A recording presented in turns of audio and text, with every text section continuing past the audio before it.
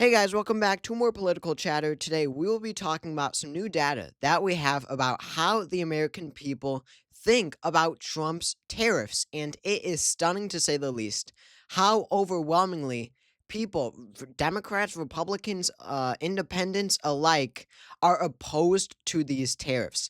In a new Reuters poll with Ipsos, they polled the American people, do you oppose, or do you support, or do you oppose Donald Trump's new tariffs?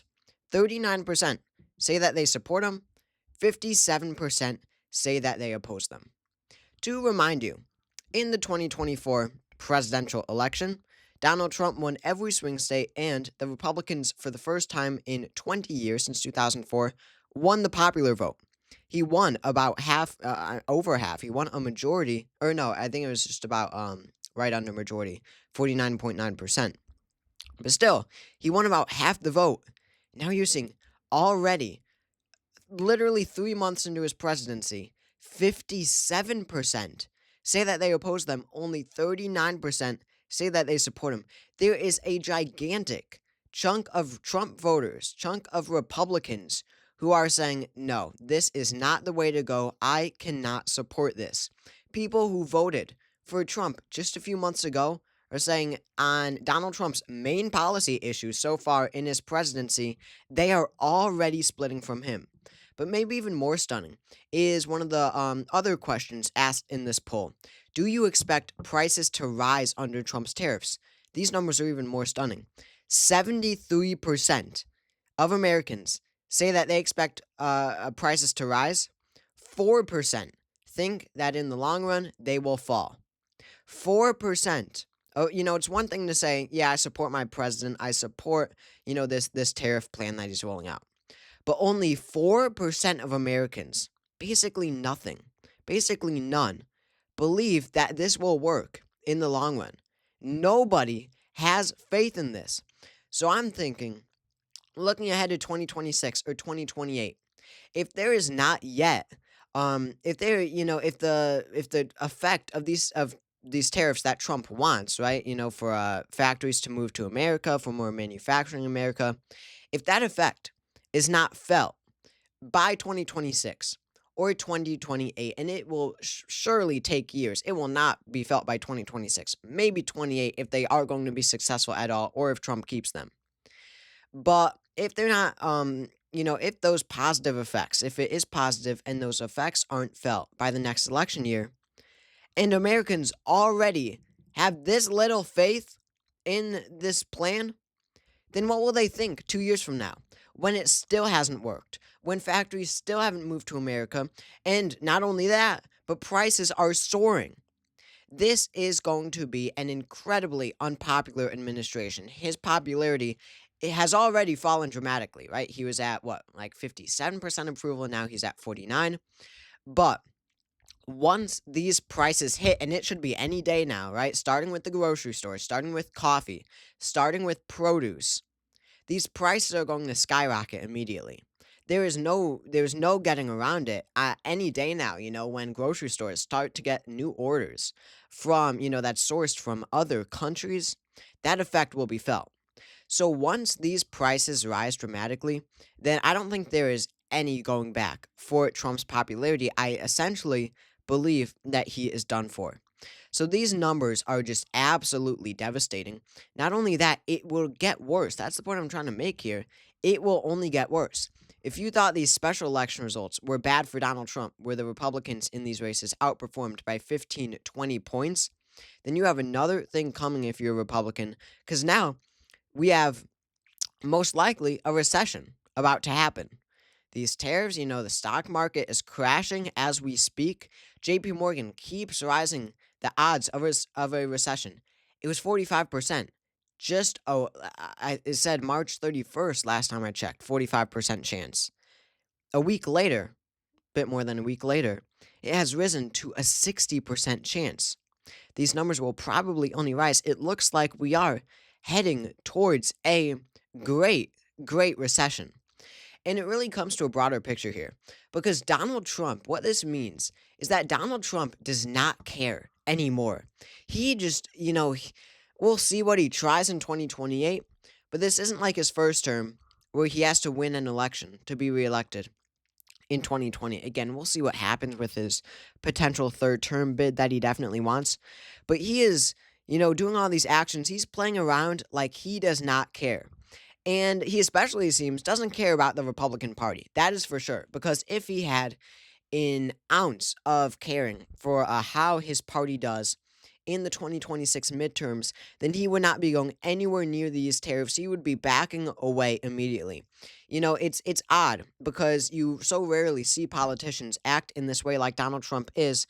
You usually see them do nothing because they are too cautious to do anything typically. They just want to win elections. So they don't want to do anything controversial.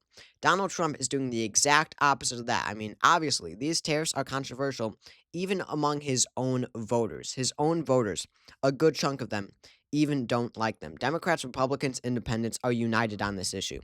So he does not care about how his party does in future elections. Make what you want out of that.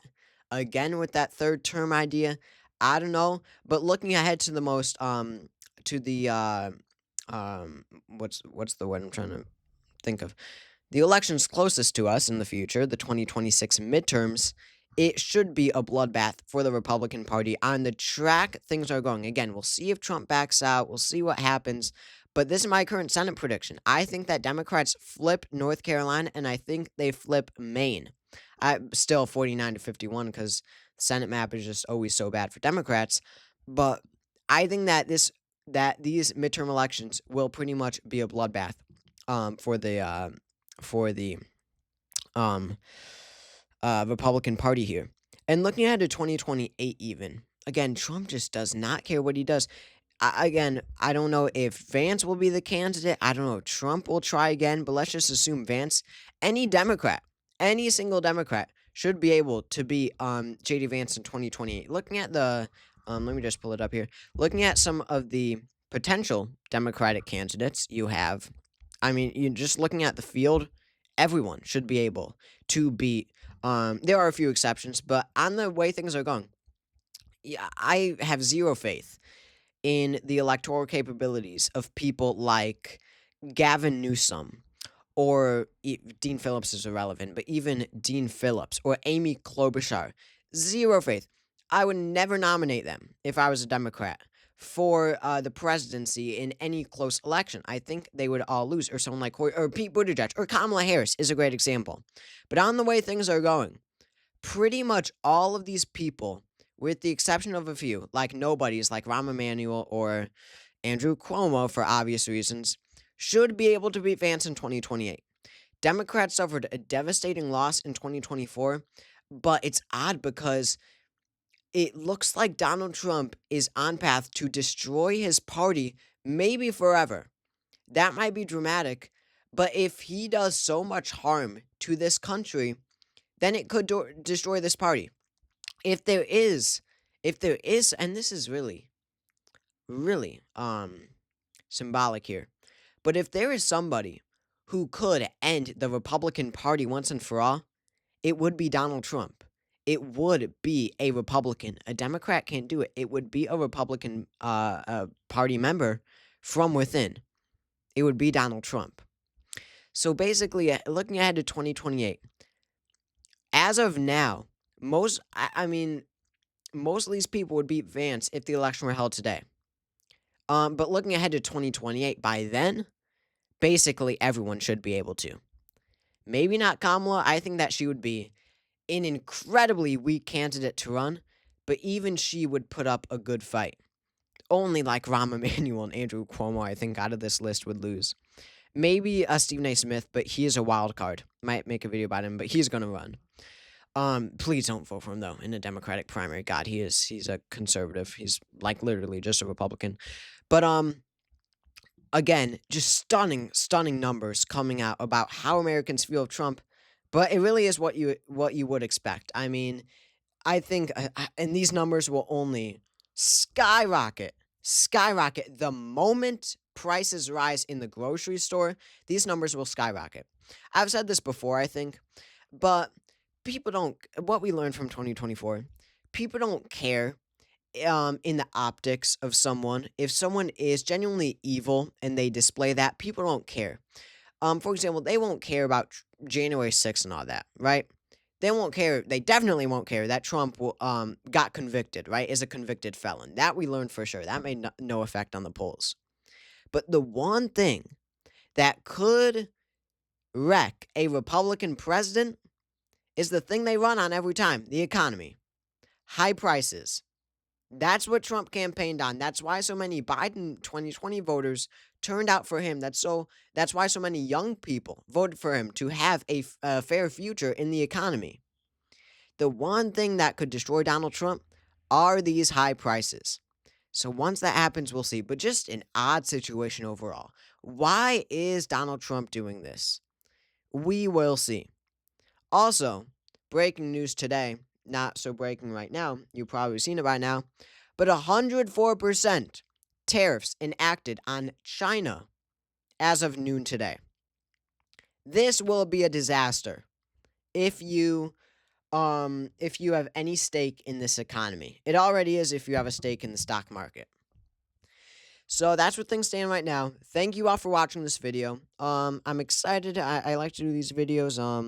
And I plan on doing a lot more. So thank you all for watching. Make sure to subscribe if you haven't already, and I will see you all next time.